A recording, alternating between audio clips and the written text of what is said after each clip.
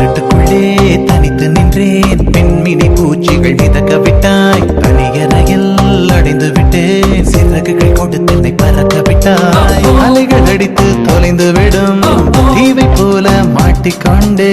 இறுதி சடங்கில் மீதிகள் படும் பூவை போல சங்கி விட்டேன். தெய்வம் பூமிக்கு வருவதில்லை, தாயை பதிலுக்கு அனுப்பி வைத்தான், தாயும் இங்கு எனக்கு இல்லை, எனக்கு ஒரு தாயை அவன் தோழியா என் காதலியா